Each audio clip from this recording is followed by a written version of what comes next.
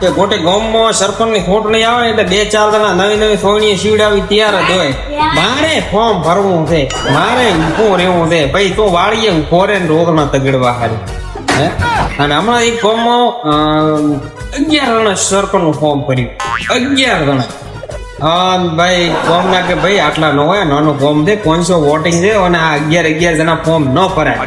હદમાં સતો નમોને ગામનો નિયમ લીધો કે એક કામ કરો, આ બધા કુવામાં ઉતરી અને પછી રે પેલો બારો ને રે ઈશ્વર બધા સરપંચ કે બસ આ આપણાને વાત મંજૂર છે. બધાને એકબીજાને કુવામાં ઉતારવા માંયા. એટલે એક જણો પૈસા વાળો હતો, એને કીધું કેમ કરો કે હું તને 5,000 રૂપિયા આલો તો હેઠિયો થઈ જાય, હું તારામાં સળી બારો નીકળી દઉં. એમ કરતા કોઈને 5,000 કોઈને 2,000 એમ કરતા સરપંચ નો ઉપર થયા. પૈસા વાળો તો ઉપર આવવાનો છું, નેથે વાળો તો કે આપણે 5,000 માં આટલા જણાનું ભાર ખંભાનું. નેથે વાળો વિચાર કરીને એને કીધું ભાઈ હું મારો ટેકો પાછો ખેંચું, અને એકદમ ખસી ગયો.